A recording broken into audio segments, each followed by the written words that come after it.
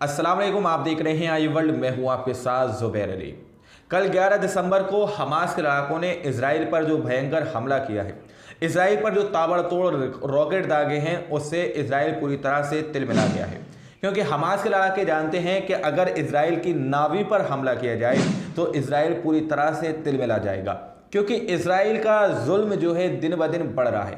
गजा के अंदर के लोगों को वो अपनी हिरासत में ले रहा है और उनके बदन से कपड़े उतार कर उनको नंगा कर कर परेड करा रहा है, उनको पैदल चला रहा है। ठंड में नंगे पैर, उनको नंगे बदन जो है पैदल चला रहा है, उनके घरों को लूट रहा है। इस तरह की तस्वीरें हमने आपके संग शेयर की हैं। लेकिन इसी सारी कार्रवाई को देखकर हमास के लड़ाकों ने इजराइल की नावी पर हमला किया है, तेल अवीव पर हमला किया है, इजराइल की राजधानी पर हमला किया है, जिसके बाद से इजराइल पूरी तरह से तिलमिला उठा है। लेकिन उस खबर की तरफ हम सबसे पहले जाएं, उससे पहले हम लोग एक बड़ी खबर की तरफ रुख करते हैं। अबू उबैदा की तरफ से एक बड़ा बयान आया है जिसमें यह खुलासा किया गया है कि इजराइल एक ऐसी वाहिद सेना है जो अभी भी जवान अट्टे गट्टे लोग डायपर पहनते हैं। ये सारी बात सुनने के बाद पूरी दुनिया के अंदर उनकी हंसी बन रही है। स्क्रीन पर आप लोग पढ़ सकते हैं। हमास के प्रवक्ता अबू उबैदा कह रहे हैं इजरायली सेना दुनिया की एकमात्र सेना है जो डायपर पहनती है। इस तरह की बात यहाँ पर कही जा रही है। ग्लोबल न्यूज़ की तरफ से भी ये रिपोर्ट दी गई है, the Israeli army is the only army in the world that wear diapers more specially Pampers. जहाँ पर साफ तौर पर कहा जा रहा है कि ये दुनिया की एक ऐसी इकलौती आर्मी है जो अभी भी ये डायपर पहनती है। ये डायपर क्यों पहनते हैं? ये एक बहुत बड़ा खौफ है इनके मन के अंदर, इनके दिल के अंदर, कि अगर ये लोग पोटी करने के लिए बाहर निकलेंगे तो ये हमास के लड़ाकों के हाथों मारे जा सकते हैं। ये लोग इतने डरते हैं कि टैंक से सही से बाहर निकलकर ये अपने डायपर को भी नहीं फेंक सकते। इसी तरह की बात यहाँ पर कही जा रही है। आप लोग यहाँ पर कतर के एक शख्स हैं, उन्होंने इस बात का खुलासा किया है कि ये लोग टैंकों से बाहर नहीं निकलते। जब इनके डायपर जो हैं पोटी से भर जाते हैं तो ये लोग हल्का सा ढक्कन खोलते हैं और उसके बाद उस डायपर को फेंककर तुरंत अंदर चले जाते हैं। ياكل ويشرب وحفاضته ويسوي على نفسه بالدبابه. اذا خلاص شال حفاضه وقطعته ما يطلع، يخاف من القنص والرمي ولا يخطفونه ولا شيء، فيلبسون حفاضات داخل، فتلاقي المنطقه كلها حفاضات.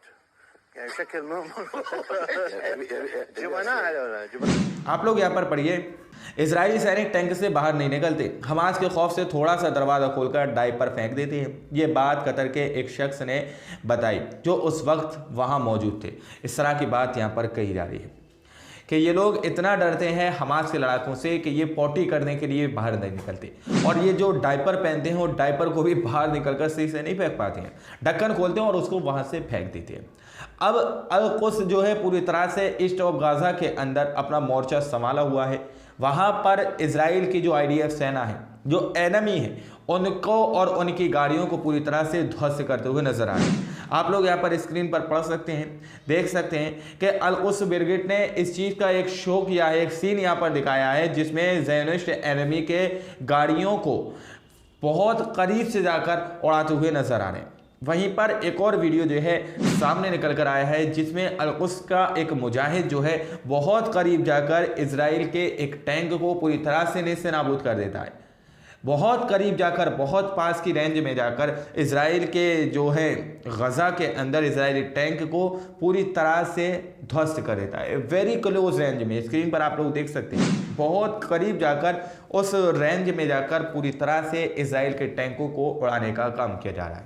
लेकिन इजराइल पर 7 अक्टूबर को जो हमला हुआ था, उसके बाद अब जो तेल अवीव पर हमला हुआ है, ये हमला सबसे बड़ा हमला बताया जा रहा है और ये आशंका जताई जा रही है कि इजराइल के ऊपर ये जो हमला हुआ है, ये इसको हल्के में मत लेना, क्योंकि इजराइल अपनी नावी पर बिल्कुल भी एक भी खरोच बर्दाश्त नहीं करता है और वो इसका जवाब दे सकता है। इस तरह की आशंका जताई जा रही है क्योंकि हमास के लड़ाकों ने उसकी राजधानी तेल अवीव पर हमला किया है। आप लोग स्क्रीन पर पढ़ सकते हैं, आज जो हमास ने इजरायली राजधानी तेल अवीव पर रॉकेट मारे, उसको हल्के में मत लेना। जालिम मजलूम से ज़्यादा सेंसिटिव होता है अपने ज़रा से नुकसान के बारे में।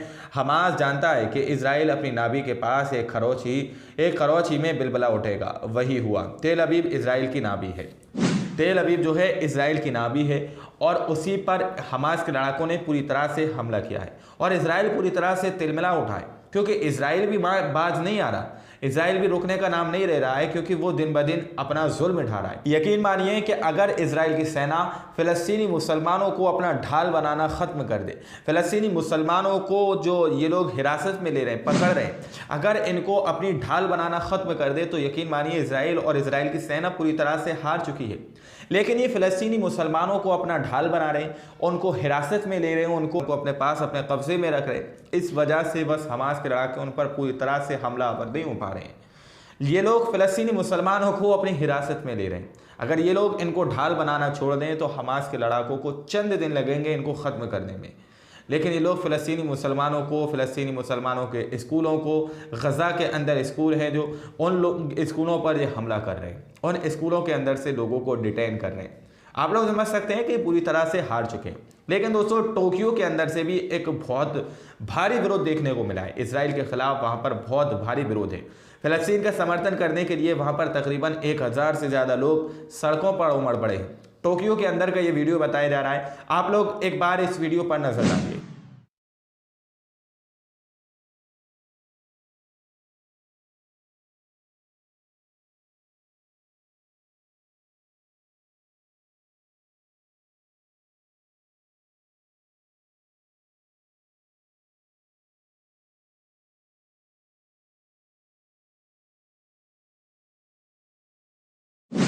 आप लोगों ने साफ तौर पर देखा कि सड़कों पर किस कदर यहाँ पर 1000 से ज़्यादा की तादाद यहाँ पर बताई जा रही है। न्यूज़ रिपोर्ट के अनुसार ये दावा किया जा रहा है कि तकरीबन 1000 लोग फ़लस्तीन के लिए यहाँ पर सड़कों पर निकल चुके हैं। टोक्यो का, जापान का ये वीडियो बताया जा रहा है। आप लोग समझ सकते हैं दुनिया के अंदर से हर जगह से जो है फ़लस्तीन का समर्थन किया जा रहा है और हर कोई यही आवाज़ उठा रहा है कि इस जंग को रोकना चाहिए, जल्द से जल्द सीज़ फायर होना चाहिए, क्योंकि इसराइल अब इंसानियत पूरी तरह से खो बैठा है।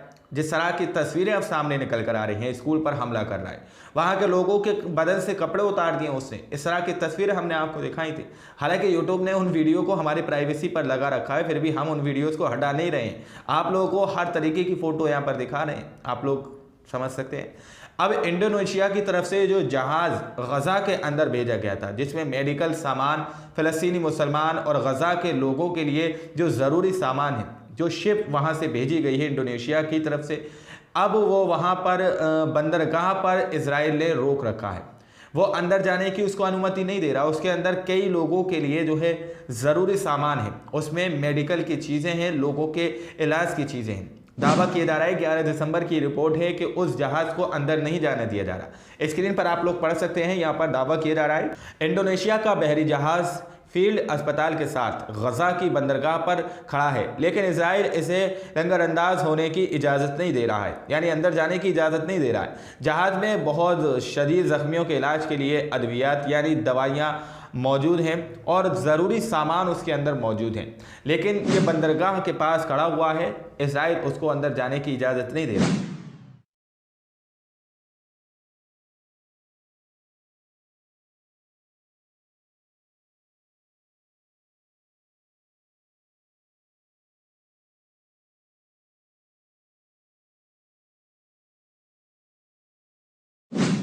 आखिर इसके अंदर क्या है, क्यों इसराइल इसको अंदर नहीं जाने दे रहा, क्यों फ़लस्तीनी मुसलमानों का ट्रीटमेंट सही से नहीं होने दे रहा? ये बहुत बड़ा सवाल है। इंडोनेशिया की तरफ से ये शिप तो भेज दी गई है, लेकिन बंदरगाह पर रोक ली गई है, इस तरह का दावा किया जा रहा है। अब आप लोग समझ सकते हैं कि इसराइल की जो नावी पर हमास के लड़ाकों ने हमला किया है, उससे पूरी तरह से इसराइल तिलमिला उठा है। अब यह आशंका जताई जा रही है कि इसराइल जो है पूरी तरह से इसका बदला ले सकता है, क्योंकि इसराइल एक भी खरोच अपनी नावी पर बर्दाश्त नहीं कर सकता, अपनी राजधानी तेल अवीव पर एक भी खरोच वो बर्दाश्त नहीं कर सकता। लेकिन हमास के लड़ाकों ने ताबड़तोड़ उन पर हमला किया है। ये बहुत बड़ी खबर है दोस्तों। उससे बड़ी खबर तो मुझे ये लगी कि ये लोग डायपर पहनते हैं, आज भी ये लोग डायपर पहनते हैं, डर और खौफ की वजह से कि ये पोटी करने के निकलेंगे, कहीं इनके ऊपर हमास के लड़ाकों का कोई रॉकेट ना आ गिरे, इतना खौफ है इन लोगों के अंदर। आज की रिपोर्ट में इतना ही। बाकी आप लोग क्या सोचते हैं, अपनी राय कमेंट सेक्शन में हमें ज़रूर दीजिएगा। मिलता है अगली वीडियो में, जब तक के लिए अपना ख्याल रखिएगा।